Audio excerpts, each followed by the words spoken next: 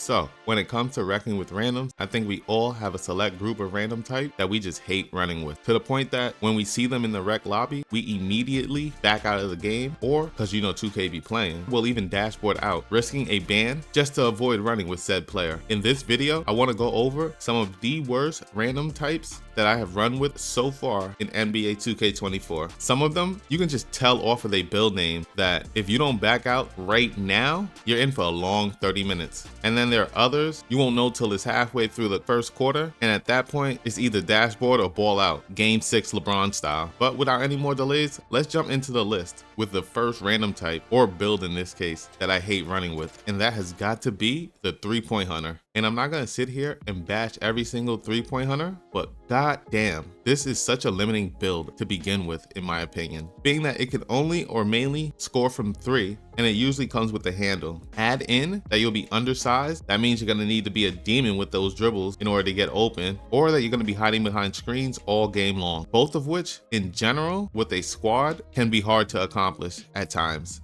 Now, mix in that you're trying to coordinate all of this with a bunch of randoms running gassers back and forth across the court, and it's pretty much GG's for this build to excel out there. And we haven't even mentioned the fact that 90% of solo rec guards in general just plain cannot dribble to save their lives. And then all you're left with is an undersized liability who's constantly getting backdoored, pause, and eventually, if they miss enough shots, they're quitting out mid-game, leaving an easily exploitable liability as a last FU to all of their teammates.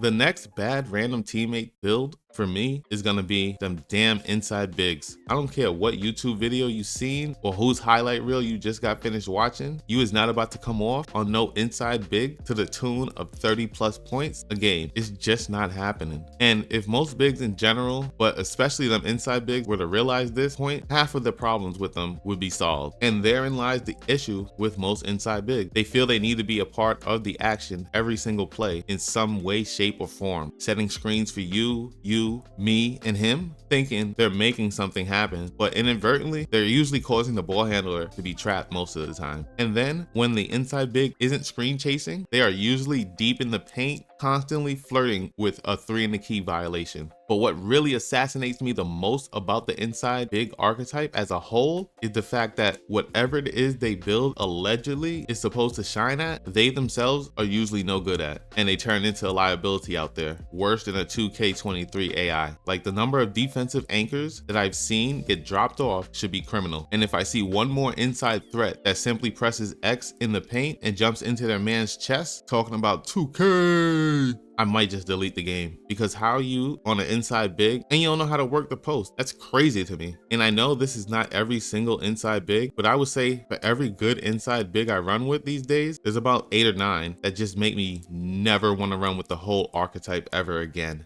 The next terrible random build that I'm pretty much done with is the slashers, be it the high flyer or the floor spacing variety. While most of them are decent to pretty good builds in the right hands, I find that most people that make and use these type of builds just do not know how to get busy with them. And it's always these type of slashers that I get matched with. When it comes to the build's 3-point capabilities, we all drop to our knees and pray whenever a slasher shoots a shot. But even if it don't go in, it is what it is. I'm not really expecting that from a slashing build, though it would be a pleasant surprise if they could hit a shot. But at the least, give me what your name implies. But yet again, a good chunk of slashers do not even know how to use the dunk meter, let alone time it correctly. And their situational awareness on said drives be outlandish. Don't let a slasher see a little bit of open court directly in front of them. They will immediately and aggressively smash down on that X button faster than you can blink. And we all know how that ends off 98% of the time. It's getting blocked. And usually you can't even tell who blocked it, because the whole other team is down there in the paint jumping at it. Like, yo, my brother under Christ, if you don't pass that goddamn ball. And then the icing on the cake for me, what really made me be done with slashers is, as we stated, they cannot shoot at all usually, and they're barely able to dribble. So what does that leave them as an option to score? Is setting the worst screens in 2K history.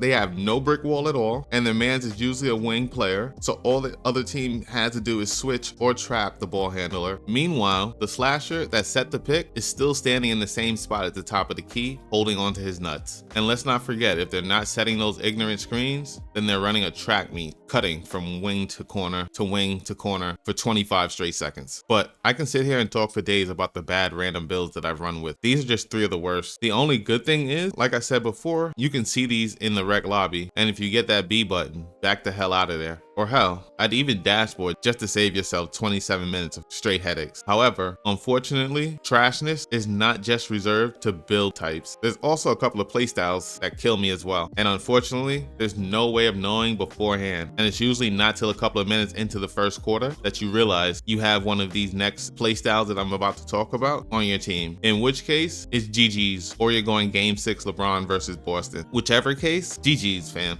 The first playstyle that I want to go over is the ISO guard. Good or bad, these dudes are highly annoying. They probably just got done watching a Steezo video and now want to come out here and practice their park dribble moves. And the thing that sucks or is annoying about these dudes is they will legit try for 22 straight seconds to get past their man, regardless of if someone's wide open in the corner, the wing, or the paint. The ISO guard usually will wait till there's 2 seconds left on the shot clock before they're passing off a grenade to one of said open teammates, who at this point, they're being double teamed. And I can't even be too mad at these guys because they are trying, but go somewhere else with that practice, bro. Or pass the ball earlier. 4 or 5 seconds, if you ain't open or looking like you're going to get open, just give up the rock, that's all. But these guys, they never do, and that's why I hate running with them.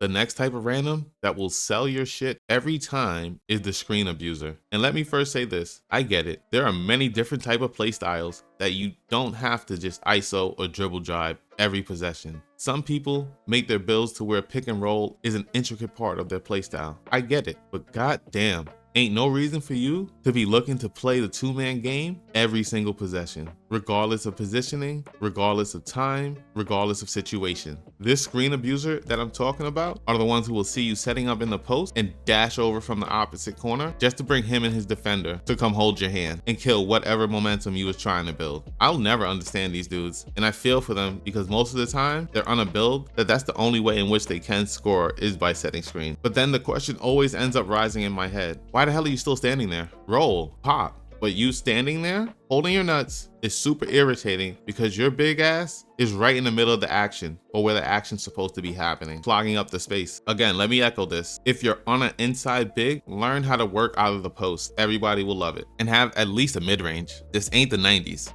You're not building Shaq.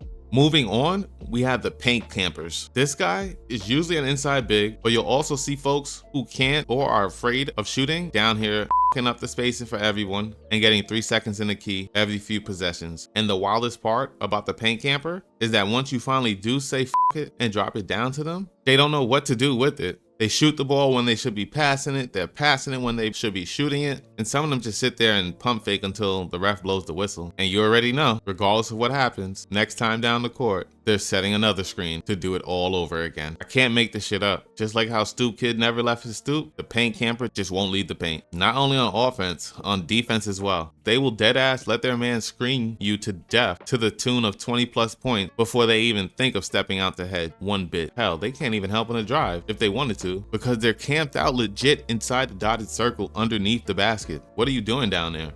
Next up on the list, we have the guards that cannot cook. And bonus points if you have all the cooking badges and animations and you still can't cook. You're super trash. And then second extra point if you're a ball hog. I hate you. These players need to all go back to my career, or better yet, starting 5 with the outdated left-right cheese, which is usually the only quote-unquote move or combos that these type of players know. And my beef with these dudes is similar to my beef with the 300. You're out here spending all your money on this selfish ass build. Your scoring attributes, or your ball handling in this case, are through the roof, but your pass act and defense are shit. So you instantly become a liability out there on the court the minute you're unable to cook up and get by your mans. and get to a spot where you can score from. My advice to you, if this is you, please either go out there and make a build that better complements whatever it is that you are good at in the game, or go out and learn you some new dribble moves. But coming out here thinking that you're gonna left right anybody is crazy. And then of course, you know, I could not forget the most egregious random of them all, the diva. This is a dude who, if he doesn't score or get the ball within the first couple of possessions of the game, he's now no longer engaged. On defense, he stopped passing half court long time ago, and he's probably somewhere fumbling with his mic trying to plug it in and talk shit about how everybody else on the team is trash and they need to get him the ball more. Meanwhile, he's sitting 2 for 7, shitting the place up. But don't you dare jump on the mic challenge this dude, because no matter how sane your intentions are, by the fourth quarter, the conversation has devolved to shit tossing. And the wildest part about these types of dudes is that they never quit the game until it's too late for you and the rest of the team to mount a comeback. They usually turn into a seller, standing out of bounds and getting turnovers all game. And it is these type of players that every time make me want to delete this